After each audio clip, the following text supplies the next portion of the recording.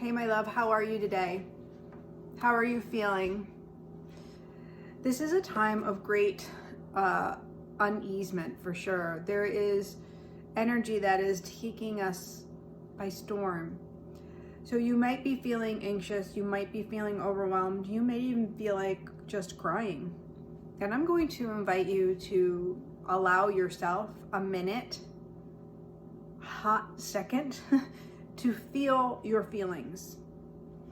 So as someone that has worked through my own anxiety, worked through depression with the help of spirit, with the help of my angels, to move through the things that really challenge me. There was a time in my life where my anxiety was very high and I did take medication. I did work with a doctor in order to get myself to feel more in alignment with my body.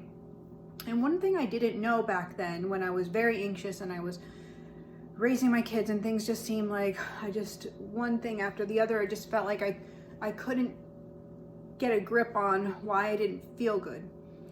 And what I found out later on from my angels is anxiety there is anxiety disorder, but anxiety doesn't always mean that there's something wrong with you. It also can be a cue in that your body is telling you something, because our bodies can't lie. Our bodies know truth. And when there's an energy that's coming to us from the outside source, or something happening in our life that is unsettling, our body is cueing us in. Your intuition can be that same type of feeling where you feel like you just don't know what to do with yourself. You can feel your skin crawl. You can feel nauseated. You can feel like you just can't get to sleep. You can feel panic, like you can't breathe. So one of the things I've learned to do when I'm feeling very unsettled, very anxious, really, is to allow myself to cry. It's a really huge release, because I can tend to bottle it up. And I'm sure some of you, maybe it is you, bottle up. And we don't necessarily want to cry. We don't want to take the time to just allow ourselves to move and have this feeling come out of us. We want to micromanage it. We want to assign it. We want to put a label on it. But we're a society that loves labels. So what if today you allowed yourself to feel what you needed to feel? And what if you allowed yourself to express it? Whether it's through crying, whether it's going for a walk in nature, whether maybe it's the singing, maybe it's like getting your rocking voice going so you can sing. That allows you to get to the feeling, right? That allows you to get to the understanding of what your body is telling you, that unsettledness. What if there was a pause for a minute? And maybe if you're someone that takes medication for your anxiety, and that's perfectly safe, it is perfectly okay. But what if you allowed yourself to take that medication and feel and do the same things, and allow yourself a minute, just a hot second, to feel your feelings and to write them down and to say, I don't understand these feelings. God, can you please show me the way? Can you please highlight, why is it that I'm feeling this way? And that's when we start to have a conversation with the divine, with our angels, when we open up and we invite it in.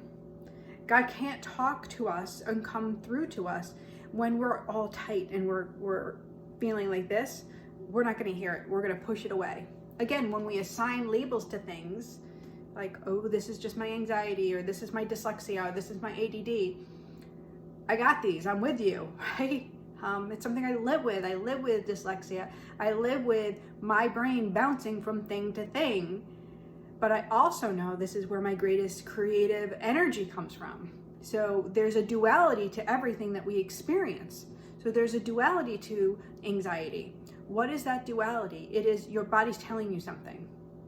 What's the duality from depression? Well, the duality is saying, let's look at the depression and let's look at where you are right here and now. Let's look at the moment. Let's look at finding peace and comfort in the current time. Let's find love, right? Duality is always about the opposite, right? When I was raising my children, I would always tell them, like, everything that you do is going to have some type of opposite reaction. Every choice you make, right? So if you're choosing to go in a car with somebody that's drinking, there's going to be an opposite reaction to that.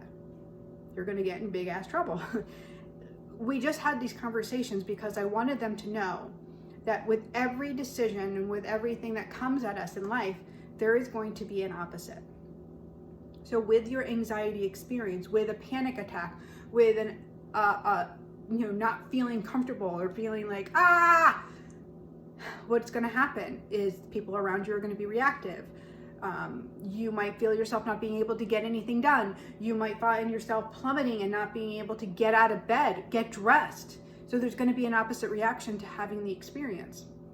So if you allow yourself to have your feelings, express them, whether, like I said, painting, crying, getting out in nature, maybe going for a run, exercising, these things, meditating, are going to start to shift our energy. It's going to get us more in tune with our body.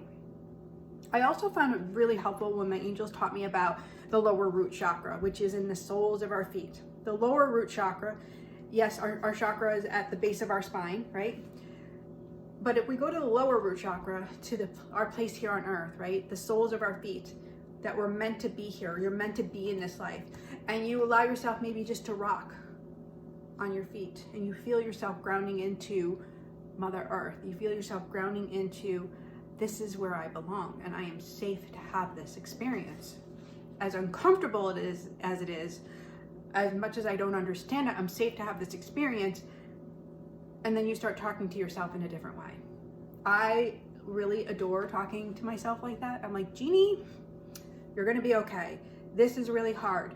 You have all of these things happening around you and in your life, but this is what we're gonna do today. And so I talk myself through, and I give myself assignments. I'm gonna go and do some painting. I'm gonna go outside and go for a walk. I am gonna go do the laundry.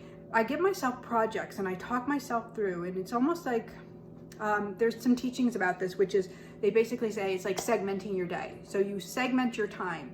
So for now, for this hour, I'm going to be doing laundry. So for right now, I'm going to be making this video. When I'm done, I'm going to edit this video. And when I'm done editing this video, I'm going to post it. So here I've got a little project going, something to keep my time steady and going forward, even though I'm feeling fucking anxious.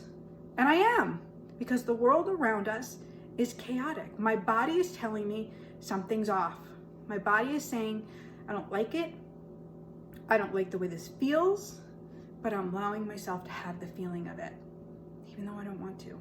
And I did have myself a good ass cry this morning, which is so beneficial. That's why I look a little puffy, but it's okay because it's a release, right?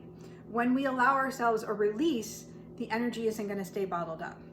So I know that for myself. I know if I can't get to the cry, I'm going to watch a movie that's going to get me to the cry.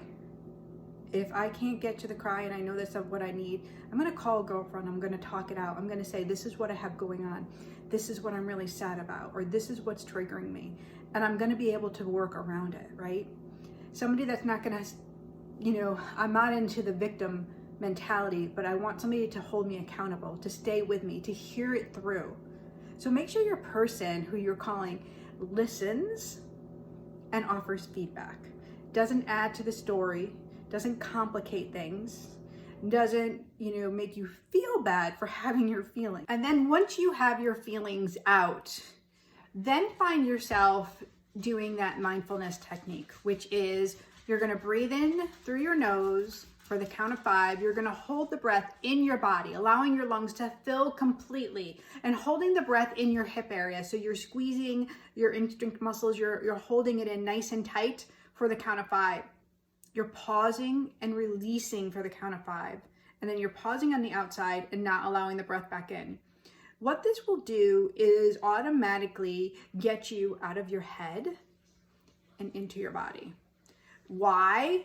Because when we're in our head, we complicate things. We overthink. We start micromanaging. We start getting into the chaos, and we get right back to the return of the anxiety. The breath is magical, mystical stuff. Promise you.